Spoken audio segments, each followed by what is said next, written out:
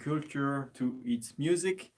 I'm very glad to see you here again today. I hope that you had a great week and that everything is going fine. So, as usual, maybe while people get in the live, I will play a little bit of music, and then I will start with a topic that I chose myself to talk about today. That is kind of about like learning the music by hearing, how to build a voice, and how to learn the tatlak and the bilge by ear. So I will play a little bit, time for people to get in, and then I will get into it. So now that's a tatlak, a B that I'm working on. That's my own composition, kind of. So it's not totally finished and all, but kind of I'm getting in.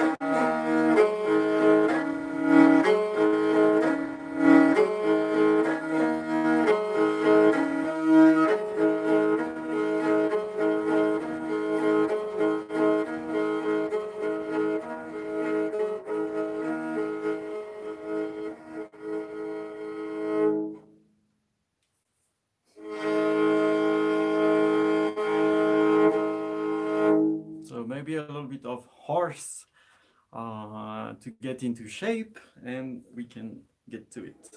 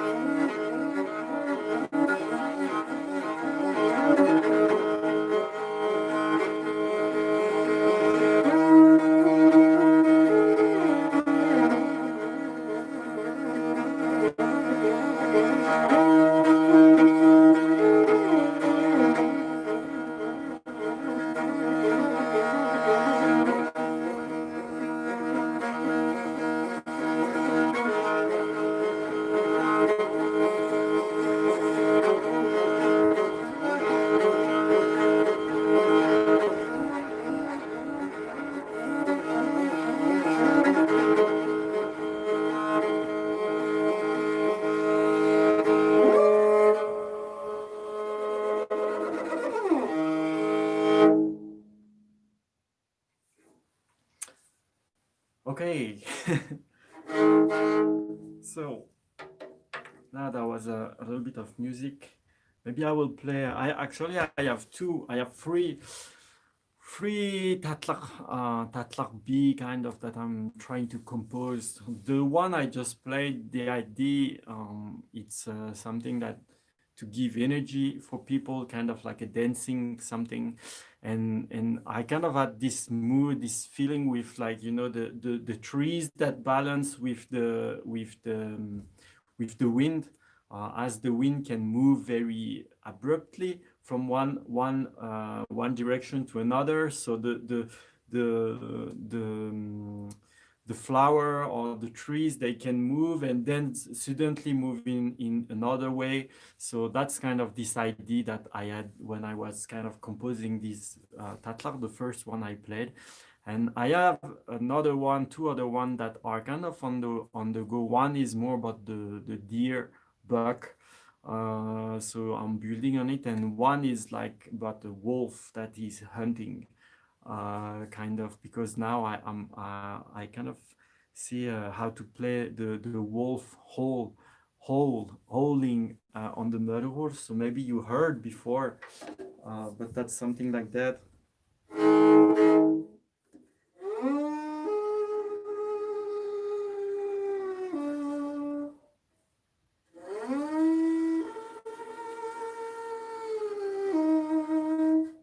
So when we kind of mimic the howling of the wolf, that's kind of sound like that. So I'm kind of trying to compose a little bit with the wolf and with the buck.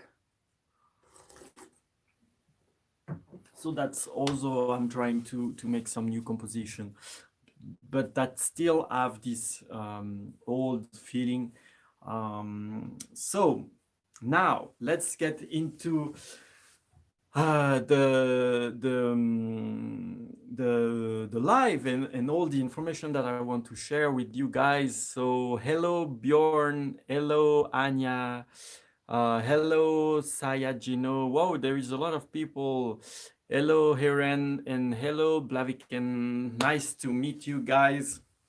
So maybe for Bjorn, I can show you, maybe briefly, I can show you the different sound of animals that I know on the murder. Just as you seem to be curious about it. So obviously you know the horse, so the horse that is a little bit far, that would be on the lower string. So that's the far horse. Then there is the horse that is very close.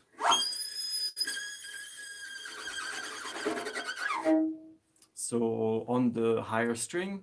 Then there is the horse herd, kind of, that's the two strings together. So the two strings together. Then we have, of course, the camel. The camel, so we can have the male camel. Usually it's gonna be played on the low tuning of the strings, like that.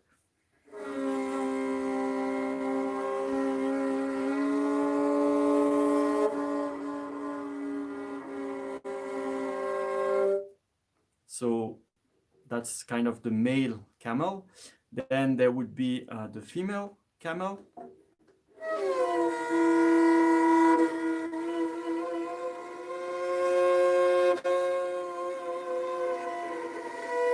Or like that.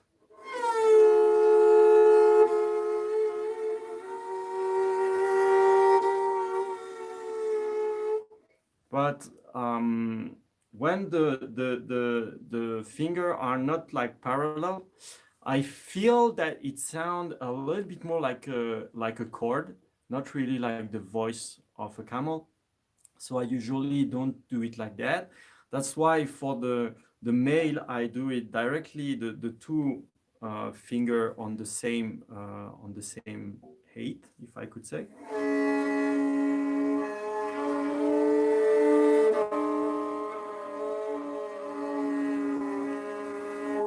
So usually there is also a kind of a little mistake, if I would say, of the murder horse when they play the camel on the murder horse. They tend to go from very low to almost like few tones up, like that, like this.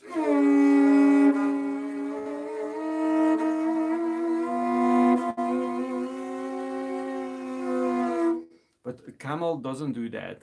Usually they would just like something like this. So there is no need to move more than one tone on the string. And the final one that I like the most is kind of like the baby camel with the mother camel. So the two finger will move a little bit differently.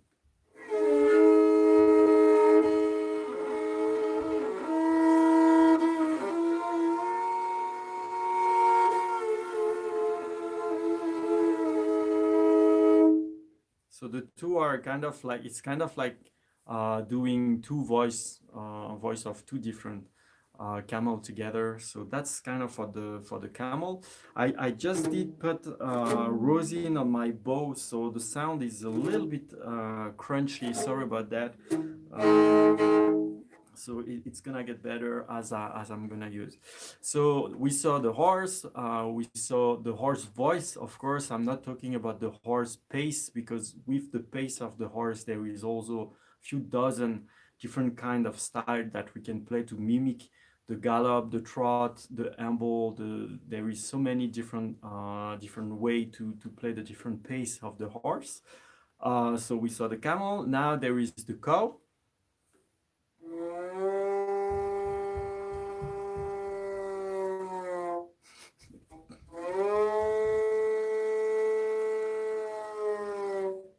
So that's pretty obvious.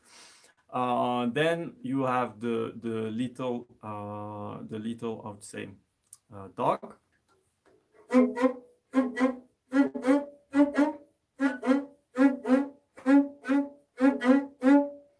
So the little barking, and you can have the big dog.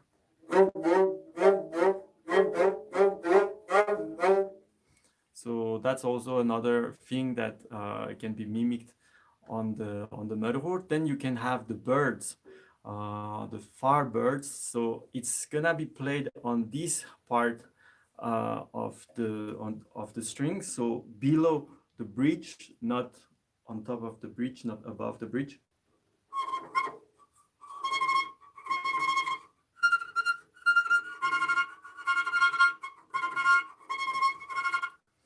So that's the little birds that are kind of singing far away. So that's also kind of interesting.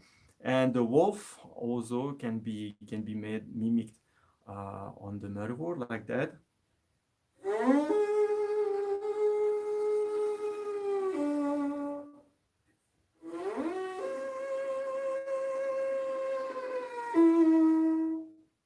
So that's some of the different sounds of the animals that we can do.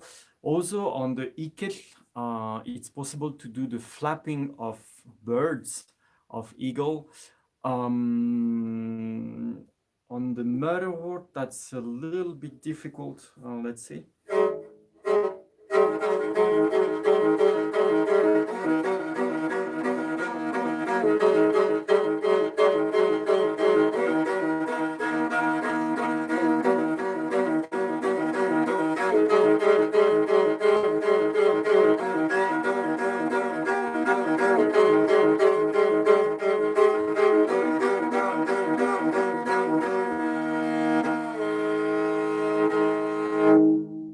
So that's kind of the flapping of the birds. Normally that's played on an ikil.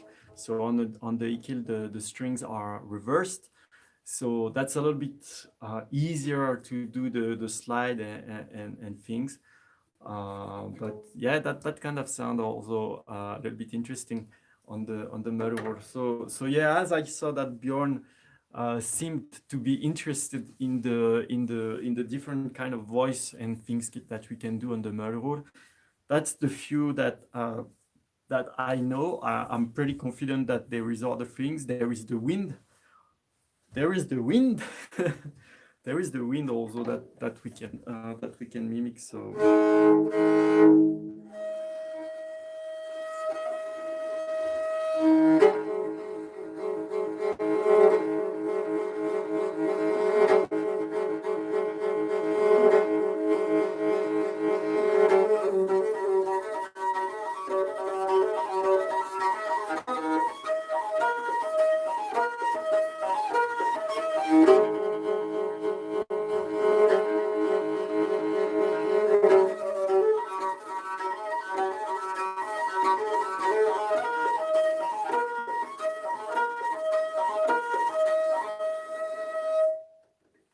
that's the wind that we can hear while galloping.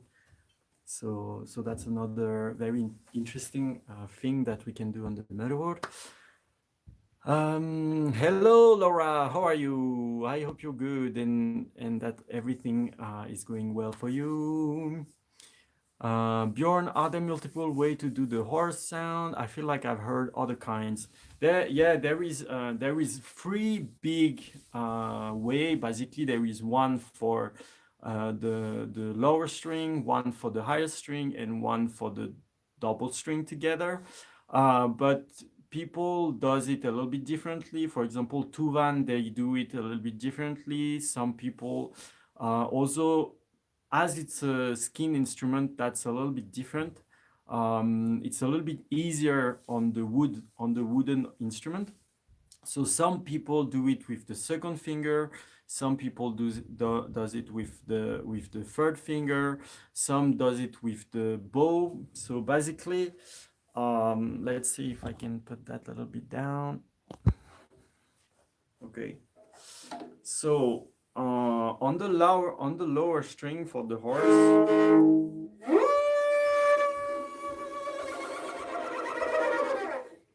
So that would be like that. And also on issue as well. Yeah, of course. And so yeah, that's kind of for the lower string. For the Tuvan, I think they go down and then they move back up kind of quickly. Then for the higher string, usually we go. I use my second finger because I learned with the second one, not with the third one, as some does. So with the third one, I'm not too comfortable. So you can either do it with the movement of the finger like that,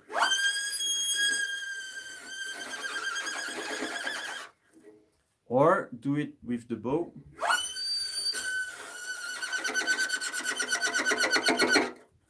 So it depends on what you like the best. You can kind of mix a little bit the two together.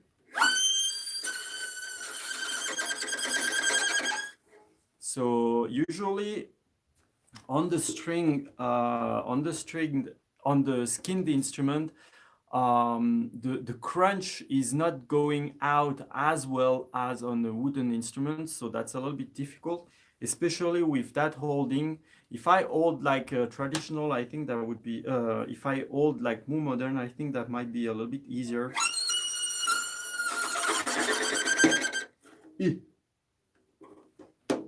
Oops.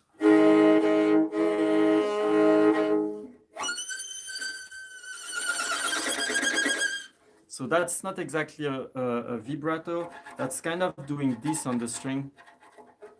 Kind of like this. So it's a little bit like yeah, that's some. I'm a little bit rusty on this one because as I'm playing on the skin instrument, I don't do it that much anymore. I usually play the soft one more, so I'm a little bit rusty on this one. And on the wooden instrument, that goes much more easily. So yeah, that's kind of that's kind of like a vibrato, of a strong one. Also put pressure on the bow and needs a lot of rosin. So yeah, I think also it goes better maybe on the nylon, because I think on my video, the French Destroy, it was pretty good, and I think that back then I used nylon string still, not the horsehair. So yeah, I would need to get back to make this horse sound again on the higher string. Ania is asking, is the Urtiin DUU singer imitating animals or sounds of the nature too? I'm not so sure about that. I don't think so that there is. The thing is that the Urtiin DUU is being said to be the voice. Oh, we just got cut, it seems. There is that legend that says that actually the Urtiin DUU came from a human princess that married a wolf, kind of, and when they got together, the newborn was able to sing URTIN DUU. There is also some record of, I think that's from the old time China, like 2000 years ago, that some, how to say, ambassador, they wrote that they could hear the people here in the area of Mongolia singing like wolf. So there is a lot of chance that it was referring to some kind of URTIN DUU singing.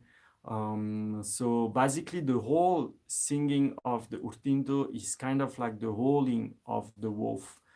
There is a big symbolic of that, and as a lot of you might know, the Mongols, they are very respectful to the wolf. The wolf is a big totem, is a big, how to say, symbol for Mongolians, as well as the sky. So that there is definitely some connection there. So that's kind of for the introduction that was much longer than expected. So I want to talk to you today about something a little bit more specific. I had some questions. Actually, it's been a while that people are writing to me and that are asking. First, I don't have any earring. Can I be able to play? Okay, first question is that. The second one is, I cannot sing, so can I play? And the third one is how to learn the Tatlar, the Bilge, the URTIN DUU only by hearing, as there is no really any score notation. So I will share with you some of my secret or my method to learn by hearing, and talk a little bit about this voice thing and the hearing thing and so on. So I will just drink a little bit. So first of all, there is not a single person that has no hearing. This doesn't exist. To give you an example, basically, if you speak in your native language, there will be melody in the language. There will be rhythm in the language. People are not just talking like that without any melody and so on, like a robot. This doesn't exist.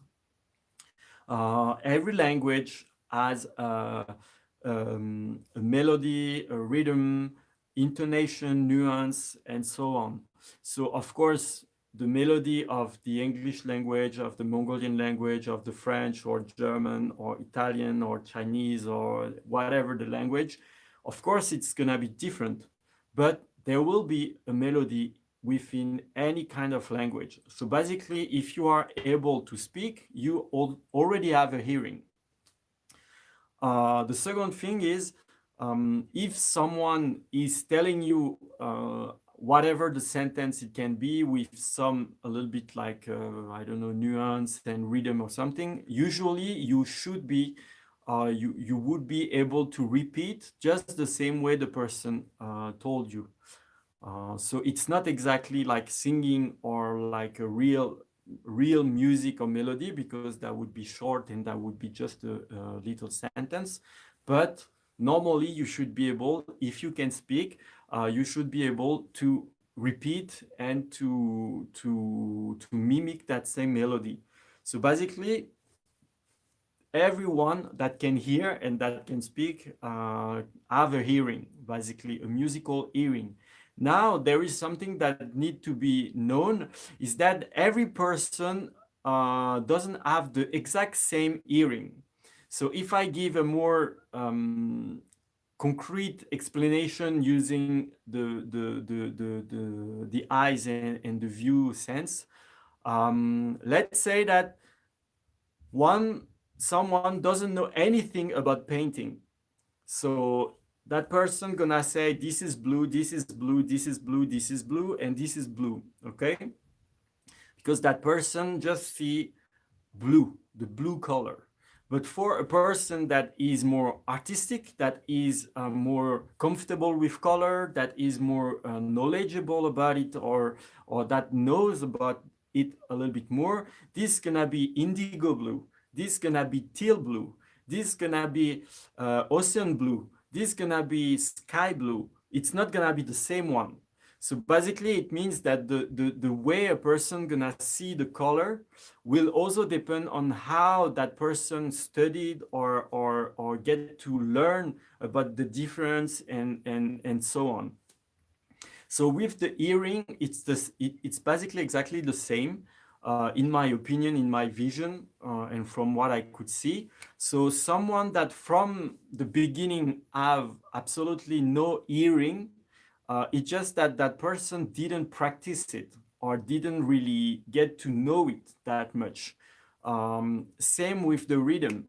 Someone that I saw it in some of my students. Some person comes in my class, take class, and they have absolutely no rhythm. They cannot really follow a melody because when I ask what their background is, they never listen to music. They never move their head when they hear a rhythm or something. They just don't care about it. So basically, it means that for all this time, they didn't teach and learn this feeling or this this hearing. So the point is, okay, if you have like zero hearing or if you start from a blank page, doesn't mean that you cannot learn. It just means that you need to practice it and that you need to be accustomed with it. So basically, maybe now for someone who think that they have no hearing, they cannot see the difference between different blue. It's all blue. And then after a while, oh, this is blue, blue, blue, but this one is a little bit different. That's a sky blue. It's a little bit lighter. And then after a while, oh, this is indigo, teal, ocean, sky, and so on. And after a while, just with the color, with the tones and the music, they will be able to make the difference between a full tone and then half a tone and then a quarter of tone and then a fifth of tone. And then if it's not exactly the same, they will hear the difference. So this is just something that needs to be educated, to be felt, and to be practiced.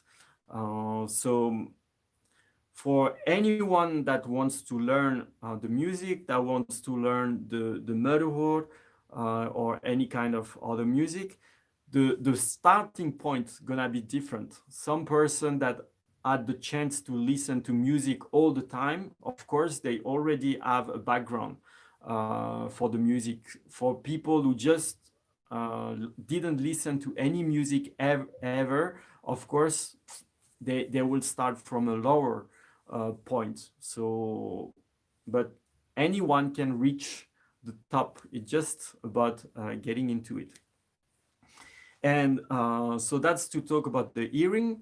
And now to talk about the voice. So a lot of person also say, I sing so bad. When I sing, it's raining and whatever. It's just the same. I mean, the singing is about muscle. There is nothing else that muscle and breathing. So basically, anyone can breathe normally, and then anyone usually use the muscle of the throat and the vocal cord to speak. So when it comes to sing, some person also the same with the hearing. They never use their voice for anything else than talking. So basically, it means that they always use the same strength. So because they are always on the same note for when they talk, and they don't really use the breathing because to talk we usually don't really use a special breathing. It's very natural or so on. So someone who cannot sing, it just means that the muscle of the throat, the vocal cord are just maybe too weak because they are not used that much, and they don't have a lot of feeling with the lungs, with the belly, with the back, and all the breathing things that are required to sing. So just the same, it's about practice, about feeling, getting a little bit more of muscle, more strength on the vocal cord, practice the breathing, and so on. And by combining that with the hearing, anyone can sing and anyone can play the music and anyone can have fun with that. It's just a matter, of course, of dedication, of time, and of practice. Because a lot of person are actually asking and saying, yeah, but if there is no score, if there is no note, how do I learn? How do I learn a melody? So basically what I answer is that if you can sing the melody, da da dee, da da da da da da da da da, or whatever, I'm just doing a random melody like that. If you can sing the melody, then you will be able to play it on the motherboard. I usually use that example. Uh, if you can ride a bike, I always use crazy example and crazy comparison. But if you can ride a bike or if you can ride a car, usually what we say is that your car or your bike will go in the direction where you are looking at. So if you're looking on your full left all the time, usually your car or your bike will go in that direction or whatever. So with the music, that's the same. If you are thinking a melody in your head, usually physically, once you get comfortable with the instrument, you will be playing the melody that is in your head. Or basically, what you are hearing is kind of trying to match what you are hearing in your head, kind of. So if you are able to sing, the playing will just get to reach what you are singing in your head. So that's very important also to sing. So what I usually do when I learn URTIN DUU, when I learn a Magtaal, a Tatla, a Bii or something, first I listen to it like 10 million times. And then whenever I try to sing it. So in the street, when I am walking, when I am in the shower, when I'm cooking, when whatever, anytime there is no crazy things going on the side or whatever, if I can sing and hear my voice or at least hear my inside hearing, inside singing, then I will just practice like that and try to think, oh, what is after this note or so on. So basically that's kind of like hearing, singing, just the same as learning a new language. Um, there is also this image with the hearing, but with the language, the comparison with the language. When actually I learn a new language, when I learn English for the first time, I didn't know English, and for me, watching movies that was like that was just listening like that. That was just feeling like that. I couldn't understand anything. That was noise, and gradually you can catch the word. I could catch the word, and gradually now I don't even need the subtitle. With the Mongolian, that was the same. And gradually, oh, I can hear the words and I can start to understand the different accent and all that. So it's just a matter of time, education, practice, and so on. So the music is nothing special. I always believe that there is no talent to anyone. It's just a matter of dedication, a matter of not giving up, also to keep going, to keep practicing, and get advice, um, record yourself, then listen to the recording and, oh, this was weird and this sound good and so on. So it's always self-education and practice and so on. So yeah, that's kind of for the hearing and for the voice. And then I will share with you a little bit of my, not really my secret, but my method to learn the Tatlaga and the Bii. I see that Bjorn reacted. Before learning to play banjo, I was not able to follow the sound or melody of its music, but after learning some basic pieces on it, I would suddenly be able to understand what I was hearing better. So yeah, exactly. That's exactly like that. That's exactly also what I was talking about the throat singing, the homi, or the URTIN DUU. Someone that doesn't have the education of this singing will just think that if there is an harmonic with a bourdon, it's gonna be Mongolian Homi or it's gonna be Tuvan Homi. But inside, once you get the hearing for it, you will see that there is many different kind of Homi singing, if I could say. The same with just the normal singing, I would say.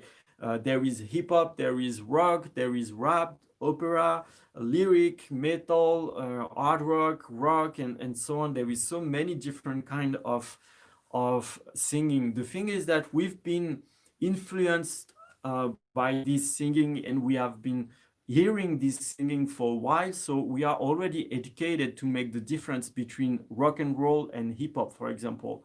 But when it comes to throat singing or to Homi or to overtone singing, for someone who doesn't know this world and hear this kind of specific or different kind of singing, they will just put every single one in the same box out of ignorance. So, or not, or out of lack of education, I would say. And the same with the blues. I've been in blues music for a long time, and there is different, very special, different kind of blues style, like from 80, 50, 80, 70, 1920, and it's totally different. The music is totally different, but for someone who doesn't know about it, they all sound the same. So that's also a very interesting thing, the perception, depending on how much you know about it. So what you said, Bjorn, is exactly like that. Like, if you don't know anything about it, it's totally misunderstand. It's totally confusing, and maybe you cannot really hear everything about it. And once you get to learn some pieces, to hear a few dozen different pieces and so on, then just like with the color, in the beginning there was just one blue, and then it become 5 blue, and then 20 blue, and then 50 different blue, and so on. And the more you get in, the more your vision, the perception get narrow and thinner, and that's super interesting. Hello, Kaza. How are you? Thanks for joining. So that's about the hearing and the voice. I went a little bit, I would say, like, maybe I talked too much about it, but as that was a question and kind of like thing that comes very often to me in the chat on Discord and so on, I thought that I would dedicate this live about that subject. Now I want to share with you kind of the method that I use to learn the Tatlaga and the Bilge, the Bii. Usually I use it for a little bit complex one. For the simple one, usually I just listen to it a few times and I'm kind of able to play it on the go. And when it comes to a little bit more complex one, I kind of use this notation, so that might be a little bit weird.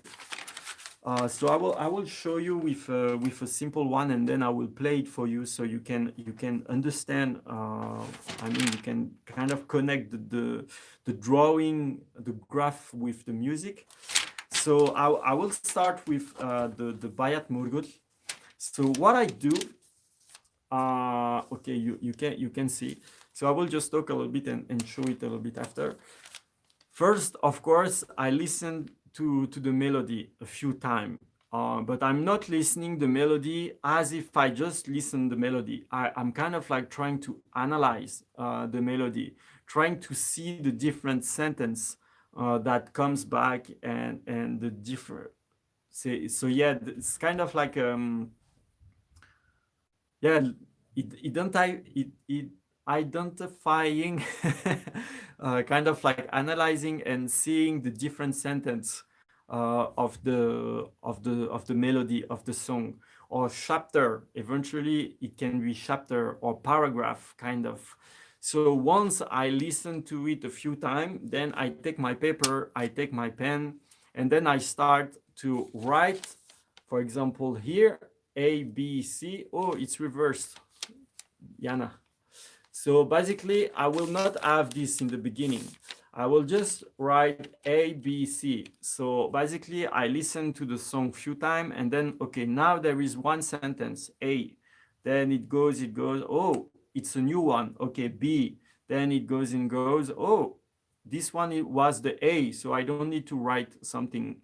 Then B again. Oh, now it's a new thing, C. Okay, so I know now that there is three sentences in the Bayat Morgol B.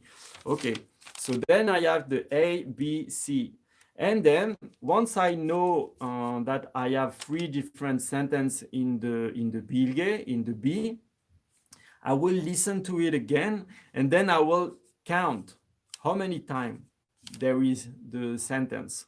So basically, what's going to happen in this bilge, in this B, Bayat Morgol, there is 4 times the A, then 4 times the B, then again 4 times A, 4 times B, and then there is a bridge, which is C. So I'm not writing the note. I'm not writing the how to say the measure, like the phrasing or something, like in modern notation. I'm more like kind of writing the structure of the B. So if I now play this melody, that would be like that. So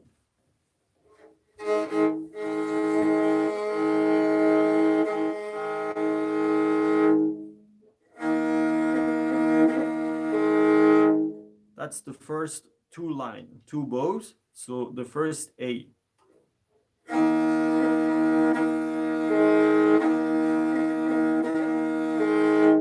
So now I played the A 2 times.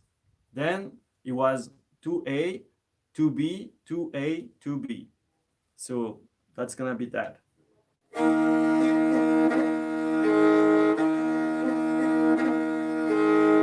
A1, A2. Now B1, B2.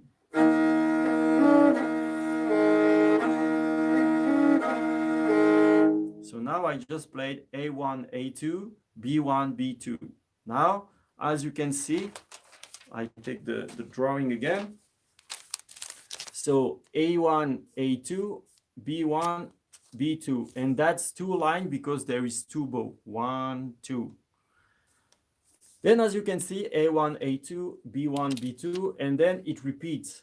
A1, A2, B1, B2. So now I do this 8th part.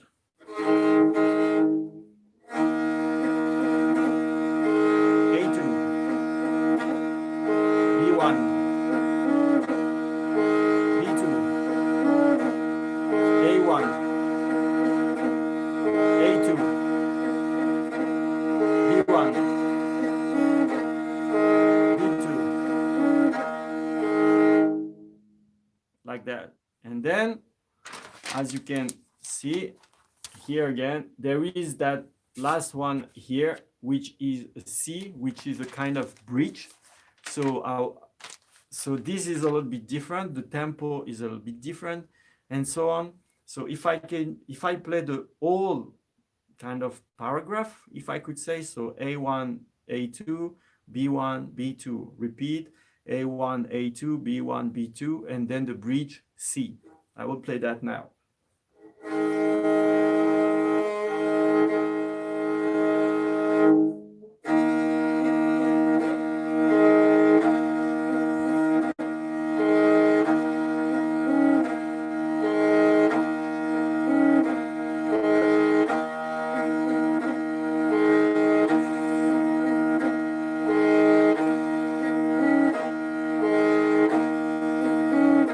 And now C.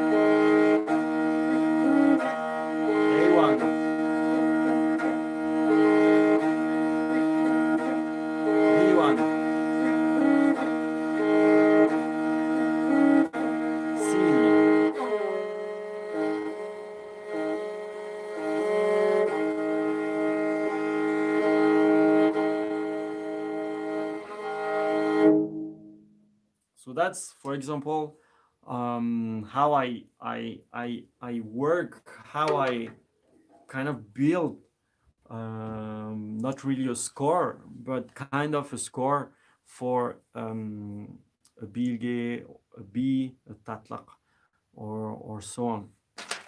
So that's for kind of simple one, Bayat Murgul. I have another one that I use for, usually those one I use for my student. So this is, for example, Bayat Satsal. So there is two sentence, A and B. The A is played 2 times and the B is played 2 times. So usually one line is either one bow or either one little word or sentence, if I could say like that, depending on how it is built. So that's, for example, for the bias Satsal. And if I show you what I use for more complex or more or longer Tatlaga, for example, for Shuftra. Oh no, it's not this one. It is here. So you see that's maybe a little bit complicated, or it looks weird maybe.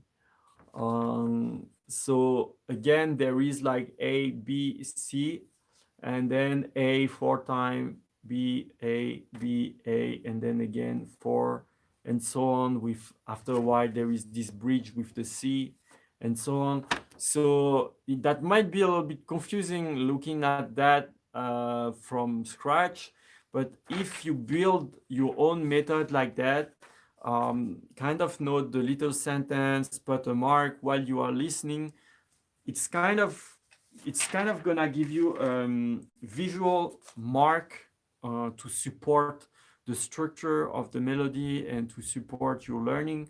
So for me, I do it like that because for me it's kind of I would say easy to understand and that follow my own logic. You can do another kind of writing.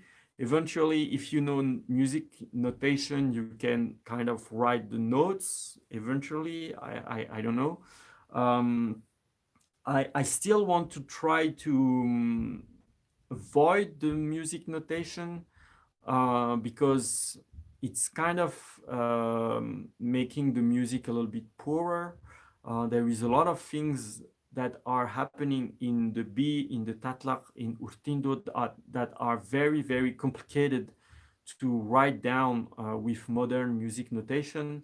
So I like this idea of putting a mark to symbolize a sentence or a paragraph or something like that. And then this sentence, I just remember it and I know, okay, this little point or this little line is meaning this sentence, and this sentence is in my head. So you can also eventually how to say record with a voice recorder or by video each of the sentence and to help you memorize the sentence like as an unit and not within the whole composition. So that's also a method that you can use. For me, I find this method very effective. That's working very well for me. So I hope that it inspire you to build your own method and your own maybe way of writing down the melodies and stuff like that to learn that. So as I said many times, I cannot really read the how to say, I cannot really read the modern music notation.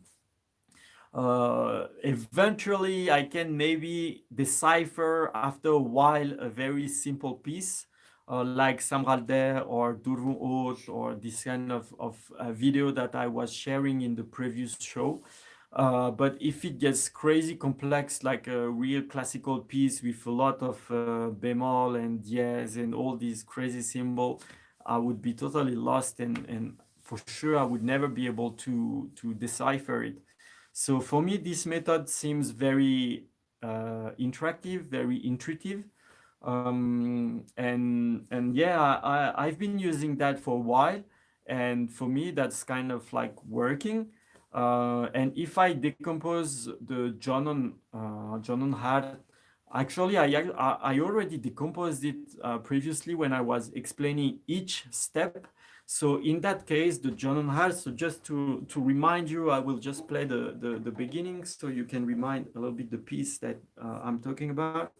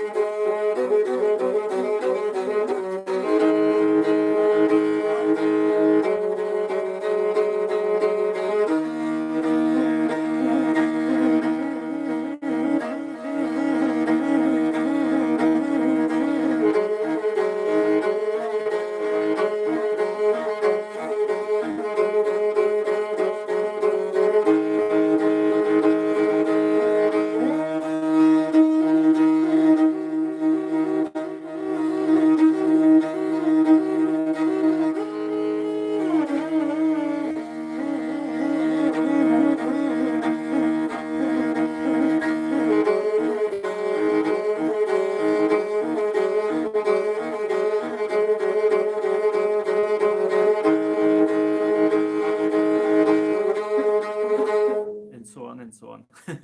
So basically in this first, for me, this part would be a chapter in my kind of way of writing things.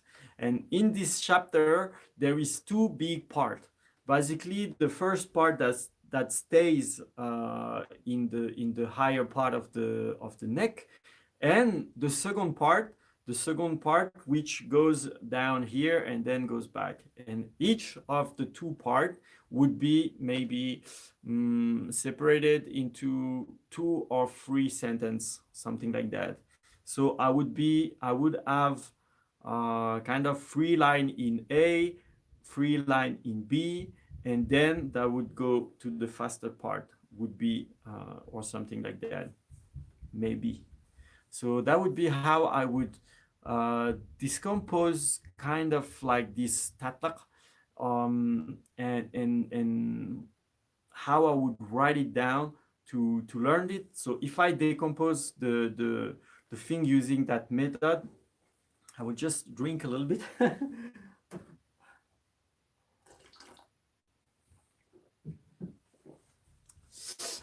So if I decompose this first chapter, if I would say chapter, for me, that would be like that. The first, maybe A1.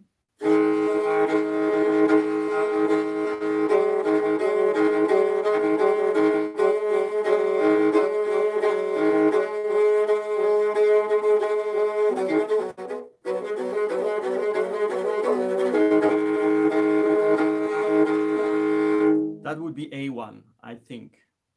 Yeah, I'm thinking at the same time. So yeah, that would be A1.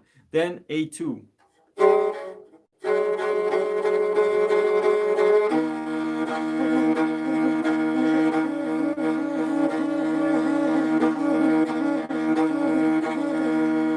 Maybe, and then A3.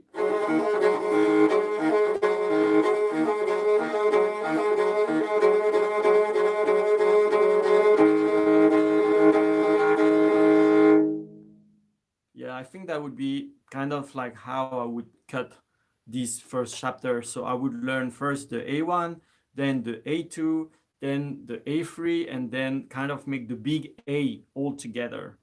Then that's the first part of this big first chapter. Then the second part, B1 would be this.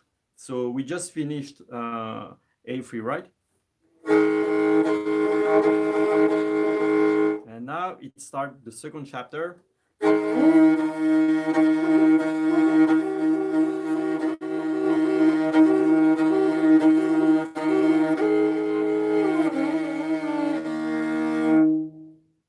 B2,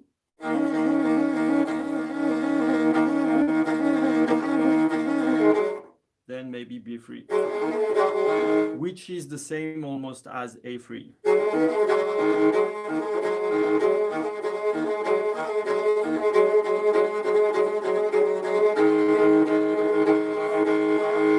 And then we start the new chapter, the kind of fast one, which is again divided.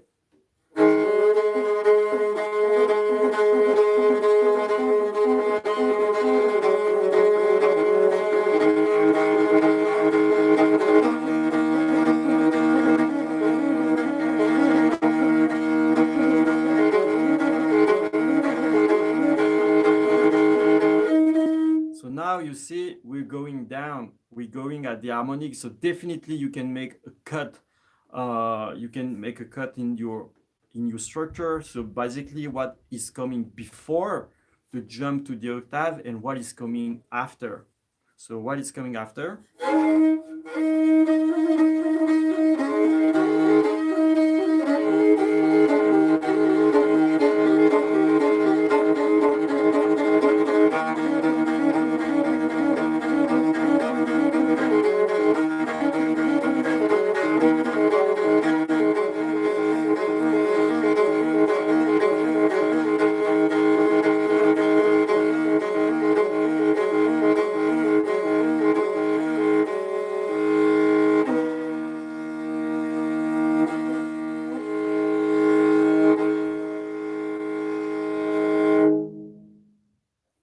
So that's kind of to show you how to maybe think, actually how I think when I learn a tatlak, when I learn a Bii.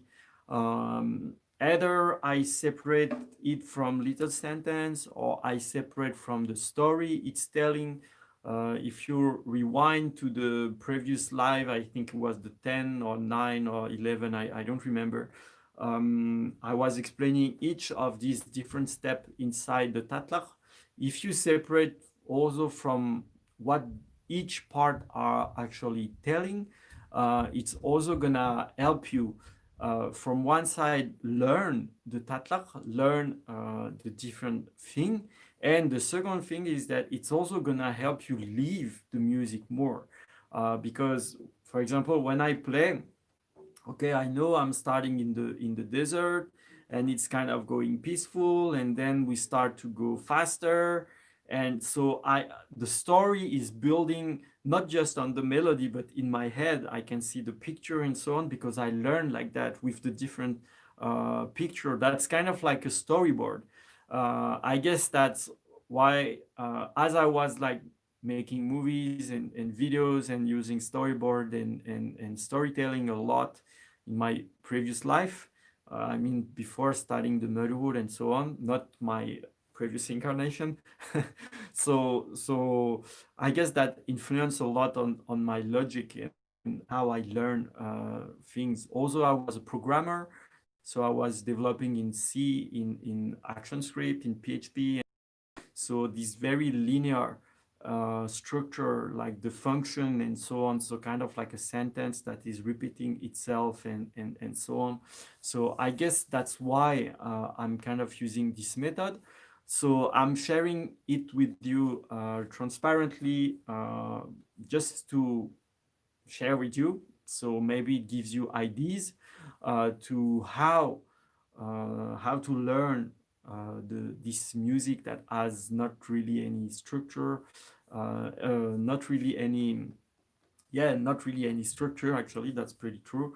And there is no record, there is no score, there is no how to say things that are written like that, or sometimes it's very simple and it's missing a lot of things. So that's kind of like my method to learn this tatlak, the Bii, Magtaal, and so on. So I hope that it's helping you.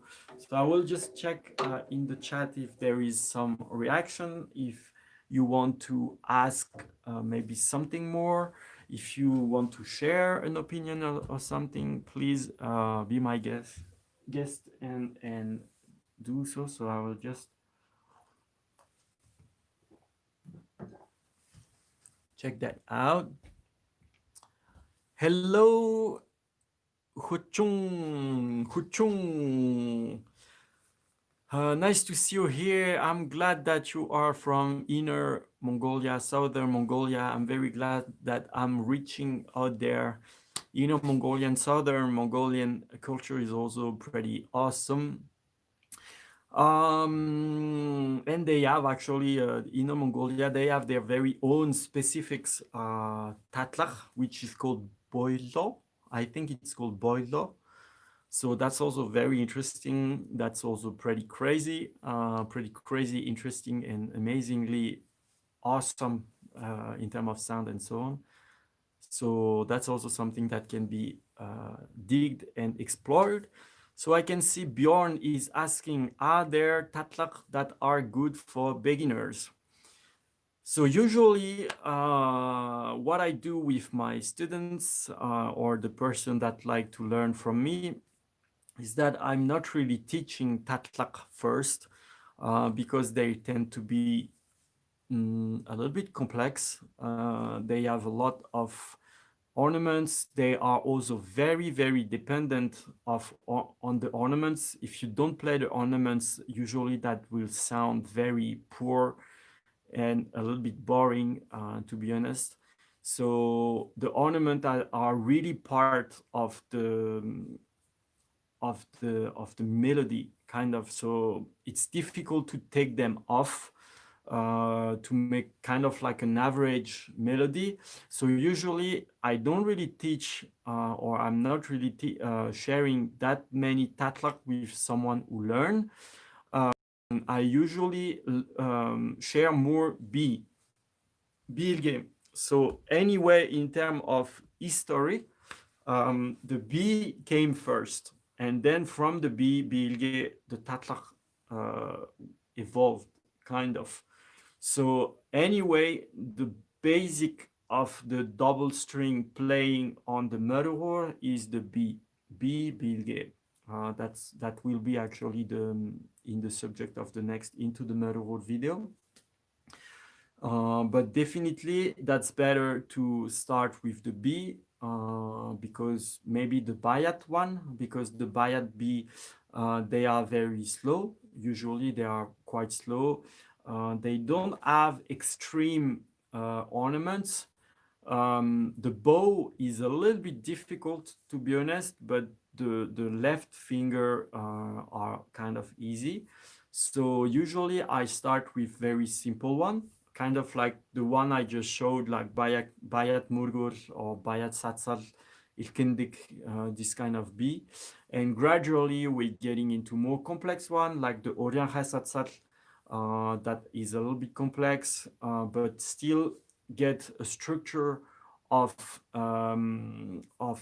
there is a repetition going on, and then a little bit later, maybe Hoton Takmo, then we can start the Balchinkher, the Joroo, which are the horse gallop and so on.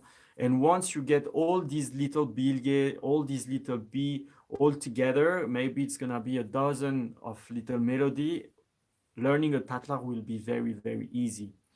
So because each Bii kind of has a specific technique in it or something. So if you learn one, then you learn a technique first, then the second technique, then the third, then the fourth, then the fifth, then you start to mix it. Then it's kind of, it's a very gradual difficulty, in my opinion. Going in a tatlag straightforward, like the or Jurai and so on, they are kind of bigger piece.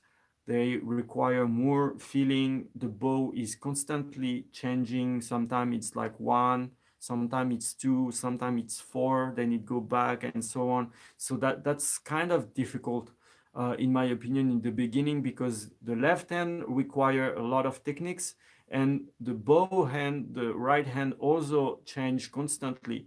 So the Bii, usually the bow is regular, so it's like one and two and one and two and one and two or something. So it's gonna be much easier to learn in the first step. So definitely I would suggest that you learn B, some B in the beginning, and then once you get comfortable with them, you can get to move into the Tatlag. So for example, Burhanjai Navdal, Sarik Tsara Inc., or John Har, or Bayan Hongor, John Rav, John. There is so many anyway. So you can get into it, or the Mongol Buch, or Ororte Sharak in fifth, and stuff like that. But they are a little bit difficult, especially because they are very they require a lot of bow variation. So starting with the Bilge is a little bit easier to build the techniques, to build the bow, and then gradually go to the bigger piece, the Tatlach. Also, yeah, that's what I would suggest to you, because you learned the Bayat Bujik. Yeah. So actually, the Bayat Bujik is not really a B. It's not really a bilge. That's more like a modern thing, kind of for stage purpose.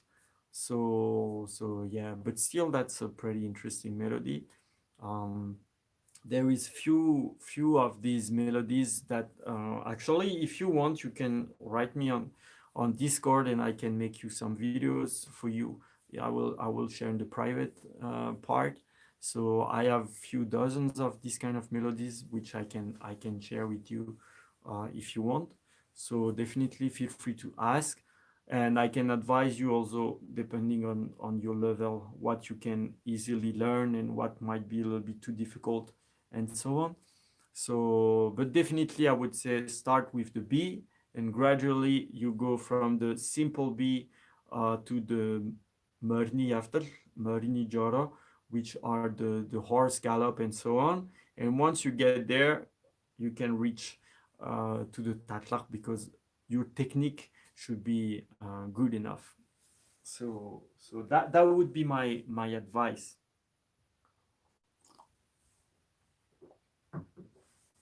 And oh, by the way, I'm seeing we have around a 10 person here. Shall we do a Urtiin DUU practice, or shall we skip it for this live?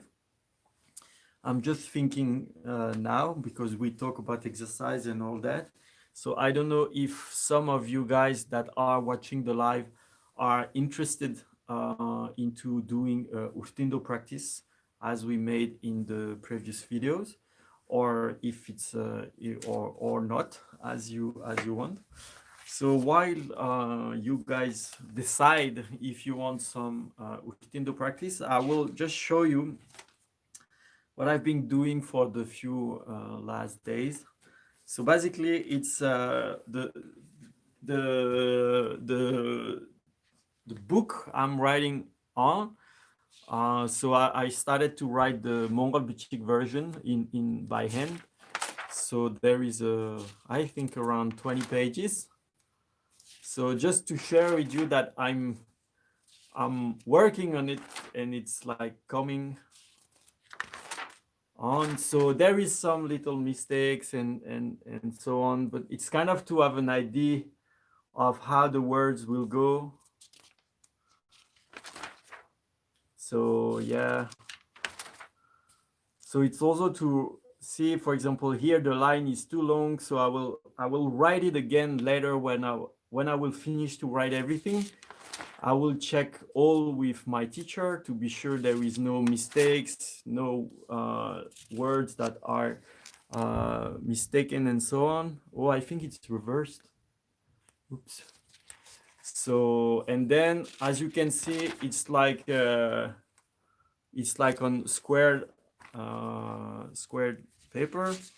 So yeah, it's like around 20 or 25 pages. So almost halfway. So yeah, I'm very, very excited and very motivated about that. So I think that we are gonna make Urtiin DUU practice, as some of you might be willing to do so. So it's like a 1 hour, 10 minutes. I think we will go for 5-10 minute Urtiin DUU style practice. So now you know how it works, you know the different principle and so on. I think I'm tuned a little bit higher than usual. So I will give you the lower note, the lower string.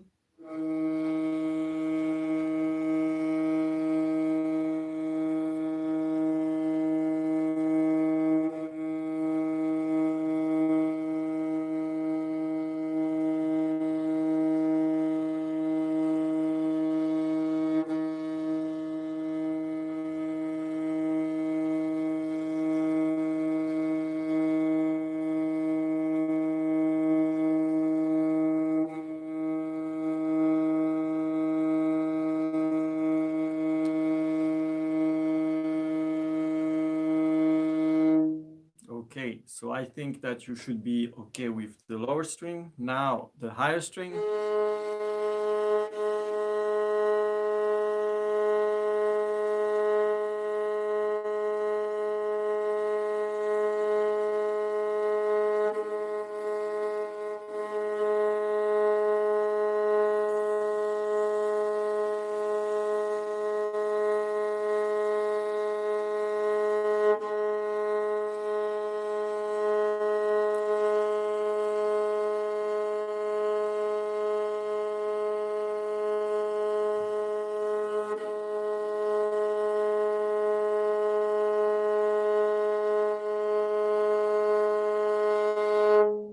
Okay, so I think that you should be good with those one. Maybe I should put the video a little bit further so you can see also the body of the melody. Yeah, that should work better for you, I think. And now the two strings together.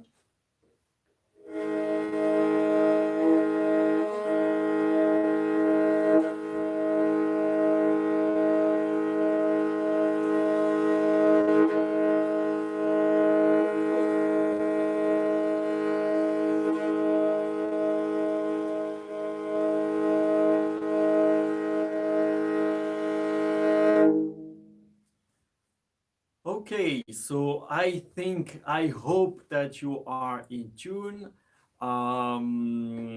So now we can start the Urtiin DUU practice.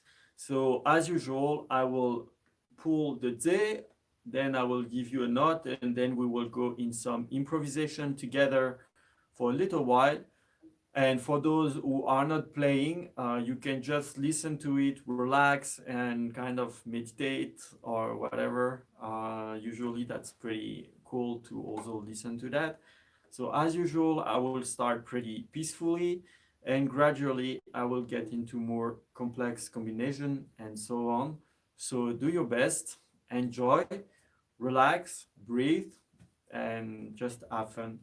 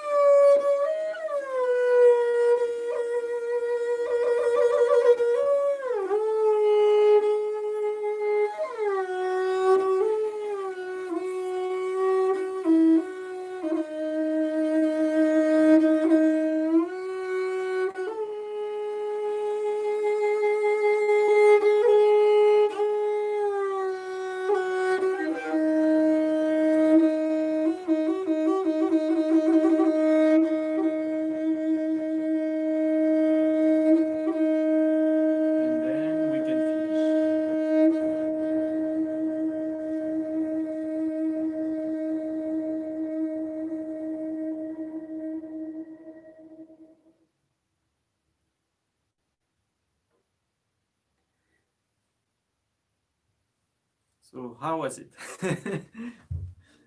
I went maybe a little bit crazy there.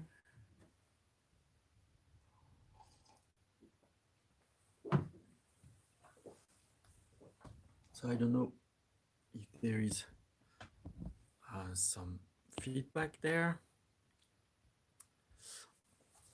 Oh, yeah, Anya, the book is a very long story, a long story of work. It's few years of work.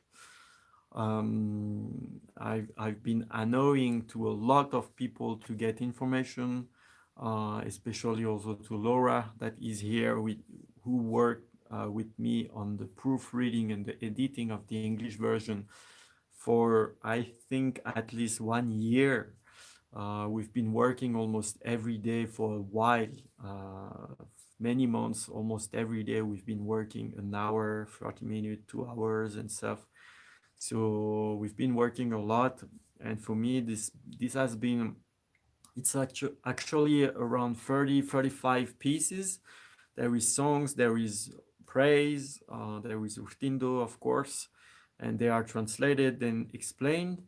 And yeah, this has been a lot of research and a lot of time. So yeah, I hope that it's gonna be cool and it's gonna be well received by people that are enthusiasts of the Mongolian culture. So I'm very impatient to to print and to start to share its content because it's a little bit like my baby. So Hoton is asking, who is the maker of this motherboard? Are you talking about this one, the one I just played? If you asked about this one, I made it. That's my making. I made this instrument 3 years ago. I felt easier to follow by just hearing without looking at the video. Yay, Bjorn, that's exactly the point. So yeah, Bjorn is saying, I felt easier to follow by just hearing without looking at the video. Yeah, definitely don't look at the video. I mean, it doesn't matter, right? Just listen, because if you are follow, the point of this exercise again is like to be able to follow a singer and to build your hearing. So basically you don't need your eyes to build your hearing. So just forget the video. You can check it out a little bit. What I would suggest you, and Ania also seems to have been following the exercise, just listen to the video, listen to the melody, and try to follow it as you seem that you are doing. I would suggest you that you are using the video only when you feel that you are totally lost. If you are like playing something and you're like, oh my God, I'm so off, I'm so out of the melody, where am I? If you're feeling like that, like totally lost about the melody, like you are so far from it or something, then you can check the video and see, oh, he's there, oh, he's in the middle of the neck, oh, he's actually on the other string, oh, it's something like that. But if you feel comfortable and if you feel that you are in the melody, that you are kind of in tune and that you are kind of following, you don't need the video. Because if you follow a singer, he's just singing. So you cannot watch the person sing and see, I need to be here, or I need to use the third finger or something. So it's really an exercise to help you build the hearing. Just like you said with the banjo, in the beginning you had difficulties to get the melodies, and as gradually you start to learn and to see things and hear things that you could not in the beginning, this exercise, this kind of Urtiin DUU style exercise is just made for that, to improve your hearing, to start to see and hear and I would say catch some effects that maybe when you first started, you were like, whoa, whoa, whoa, whoa, what's going on? Where are the finger going, and so on. And now you're like, maybe, oh yeah, he just did that, and yeah, of course, it's getting like kind of like natural, and it's getting in your ear, and you get comfortable with that. So that's exactly the point of this exercise. So as usual, there is no rush, no pressure. It's all relaxed. It's all about having fun and following. If you get lost a little bit, that's fine. Then you get back on track and so on. So gradually, it's going better for sure. And it seems that it is the case. So Ania also is writing, thank you very much. I'm still running in the practice, but it's getting better.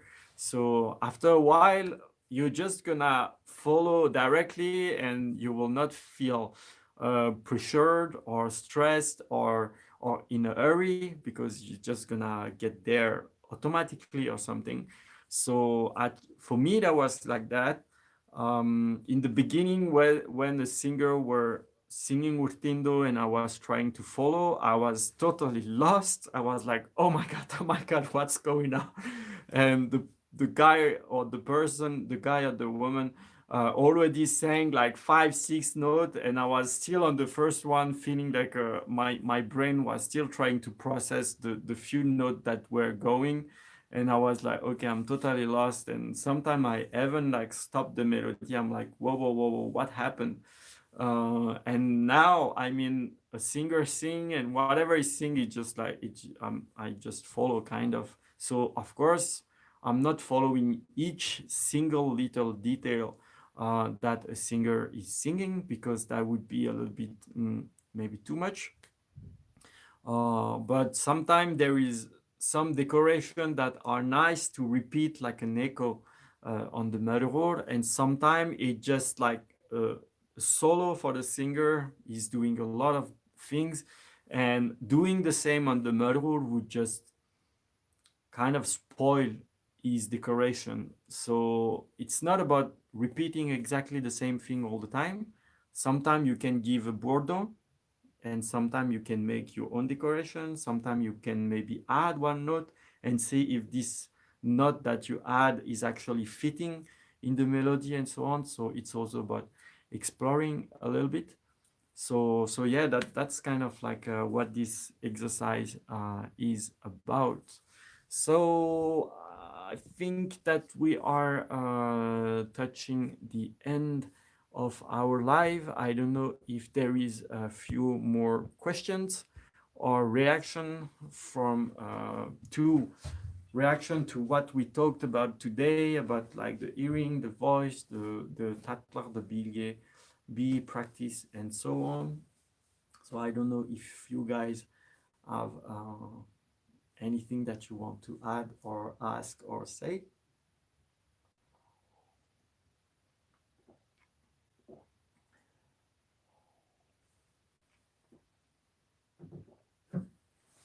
Maybe I can play one or two. What should I play?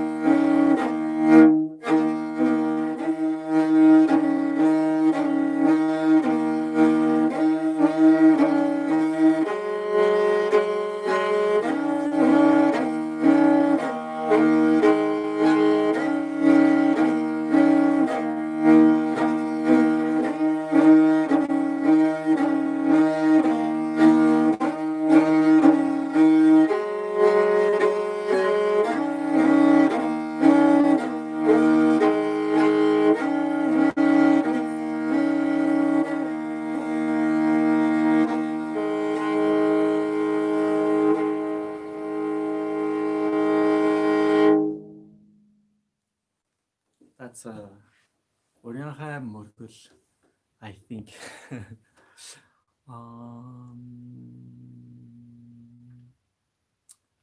So yeah, Bjorn, I can maybe now show you the few B that are pretty simple and easy.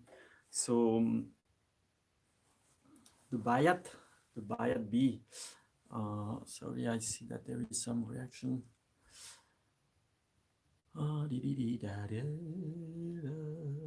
So yeah, so Bayat.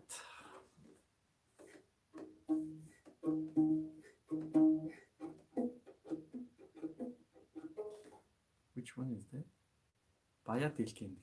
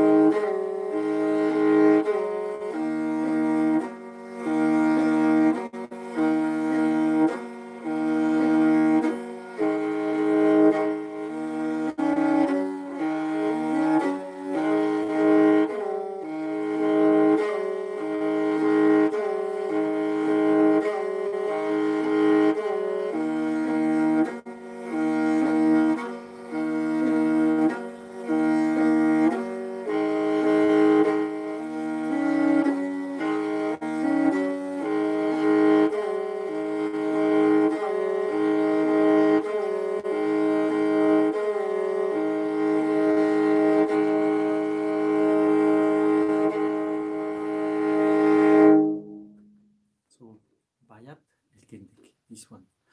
Then you can have Bayat Satsal.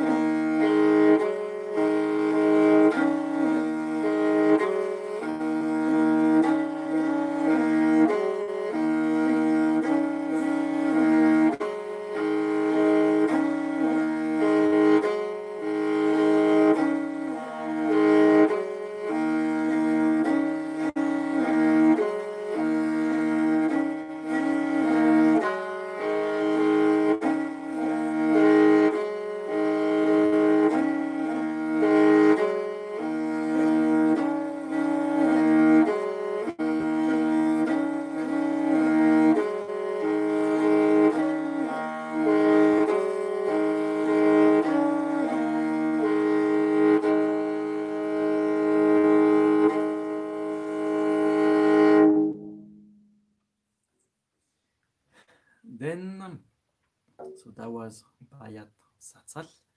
Then you can have Bayat Morgol.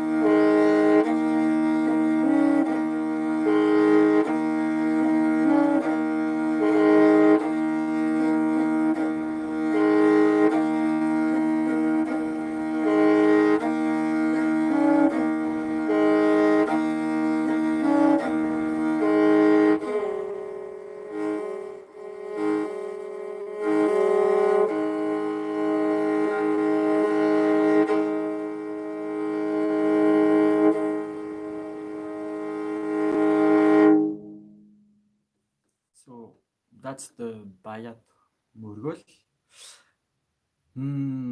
Kind of a bit slowly in the beginning. The melody is still pretty cool, and it's not too difficult to play. So Jurai Gelden.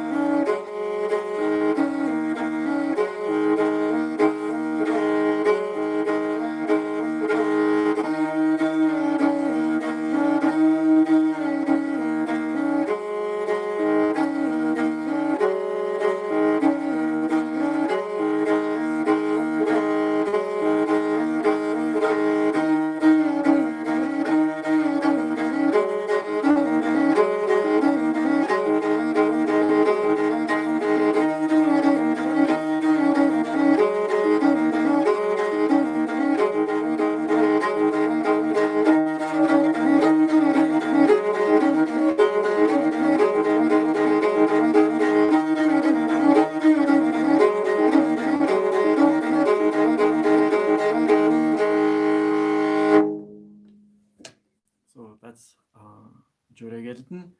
Also pretty easy to play. So if you play it slowly, that's pretty fine. And then gradually you can build up the rhythm and add some decoration. Also, there is the very well-known Tavan Hasag that is also pretty easy to play.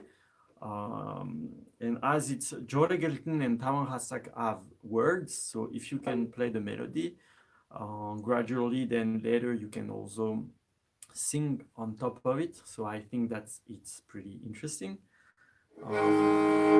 So oh, sorry. Oh, what is it? Tavan Hasag. Hotla, hotla. That's I got mixed up, sorry.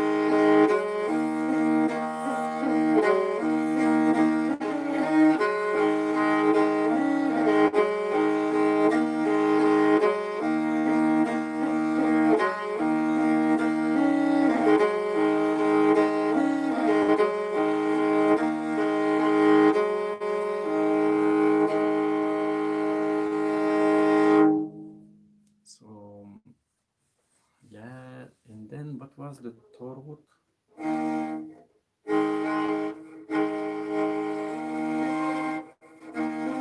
Oh, you have the Hoton Takmo, also, which is one of the first melody that I share with my new students. So Hoton Takmo can be understood as a Hoton Satsal. So that's this melody.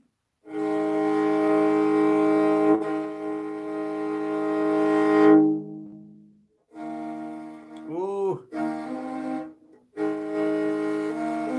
that's sorry.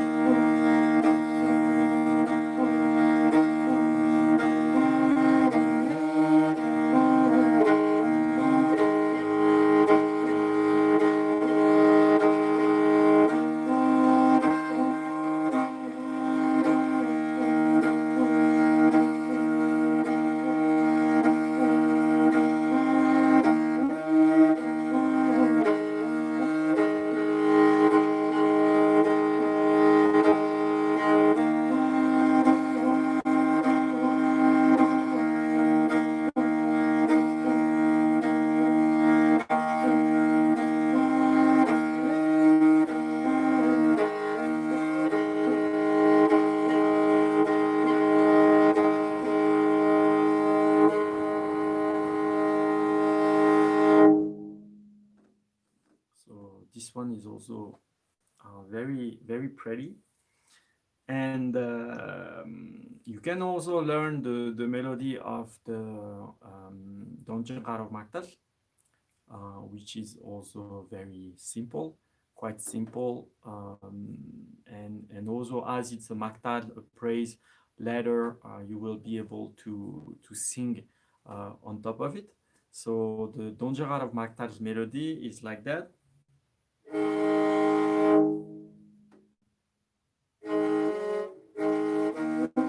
Okay, always need to think a little bit, sorry.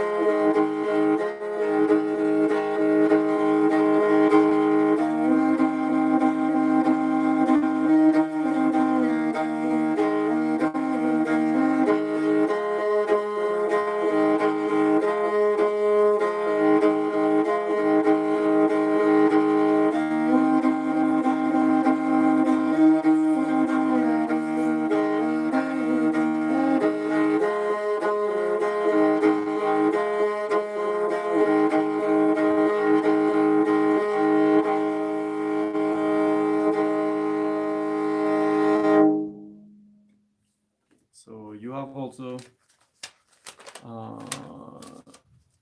this melody that you can kind of like work on. So I think that with all these melodies, you have really things to work on. What?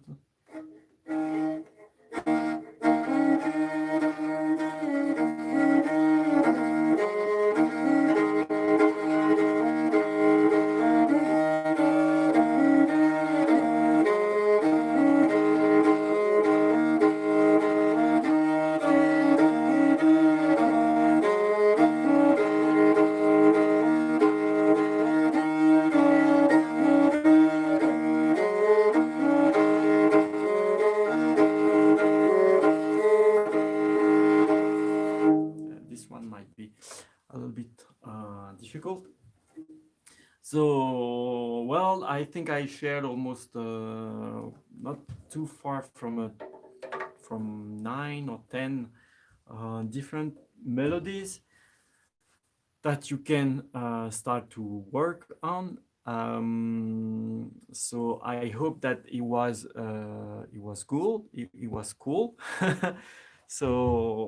So yeah, I hope that for the others it was interesting. So I'm just trying to see, is there any tab on the Morin Huur? Actually, there isn't really any or tab for the Morin Huur. As I was saying in this live, most of the time it's by hearing.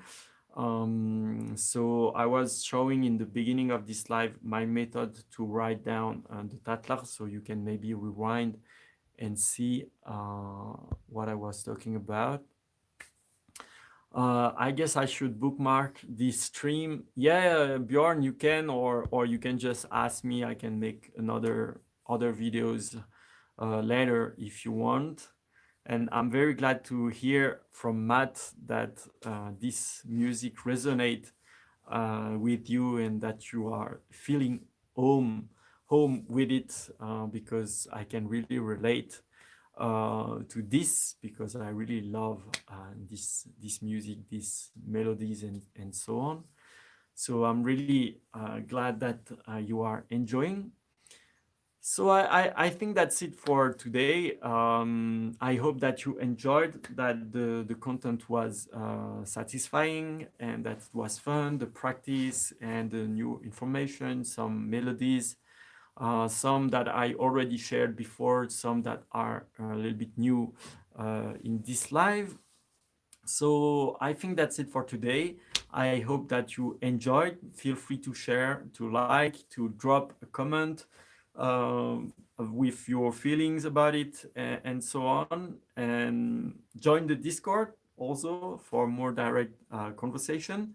And stay tuned. Stay up for it. Good practice. Have fun. Be safe. Let's talk next week. And until next time, may the blessing of the eternal blue sky be upon you. Bye bye.